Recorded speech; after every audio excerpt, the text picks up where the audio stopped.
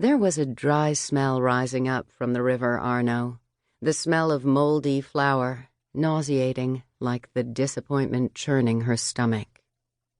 Elena Rossini stood on the Ponte Vecchio and wrapped her arms around her chest. In front of her, the river trickled by, parched by a dry summer that had barely seen rain. "There aren't even any stars," she murmured to herself, staring up at the sky.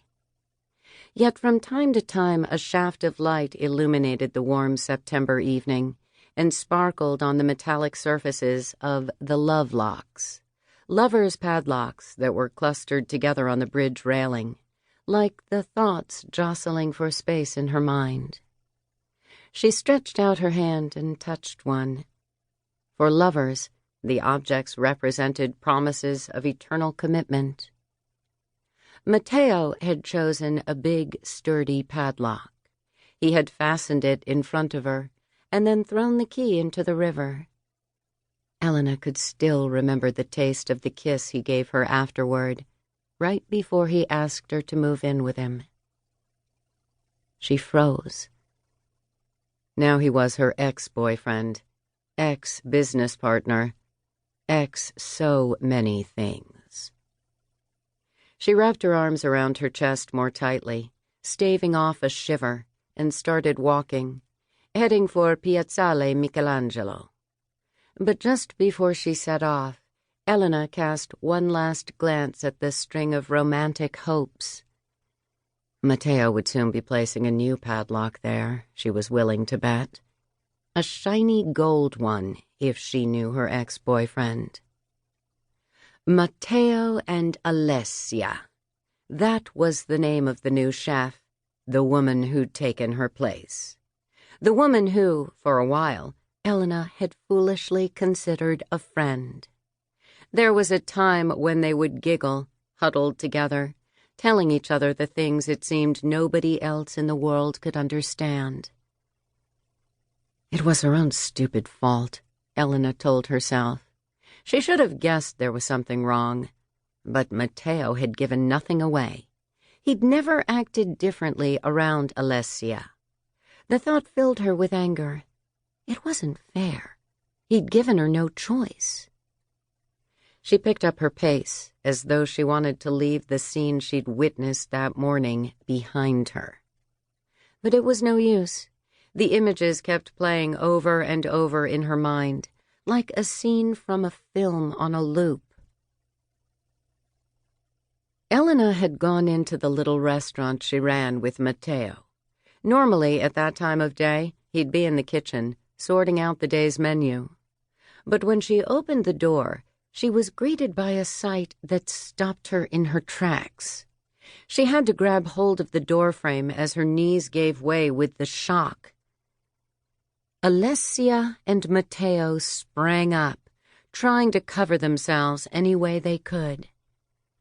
The three of them looked at one another, stunned, the silence broken only by the labored breathing of the two lovers.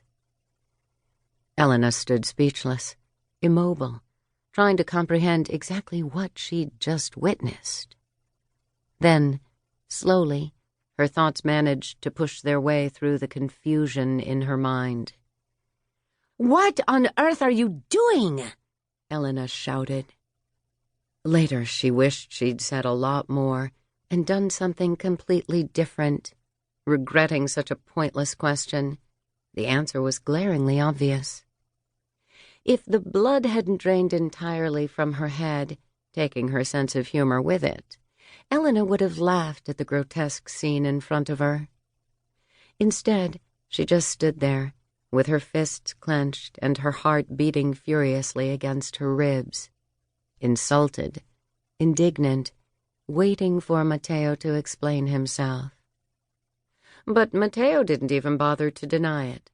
There was no, "Darling, it's not what it looks like." Instead, he went on the attack. "What are you doing here? Shouldn't you be in Milan?" he snarled at her. This reaction bewildered her, as if she were the one who needed to justify herself. She hadn't been feeling well, so she'd come back. She hadn't let him know, though, because she hadn't thought it was necessary. "How could you do something like this to me?" The wrong phrase again. Silence, embarrassment, helplessness, and, finally, anger. Words had never been her forte, and in that moment they deserted her completely. So she turned her gaze from him to Alessia, as if she could explain the obvious. Elena wanted to hit her, stamp on her friend with all her might. Didn't she realize what she'd just done? Elena had been going out with Matteo for over 2 years. They were supposed to get married one day. Not that he'd asked her in so many words, but weren't they living together? Hadn't Elena invested the best part of her savings in his damned restaurant? And now, her dreams, her plans, gone. It was all over.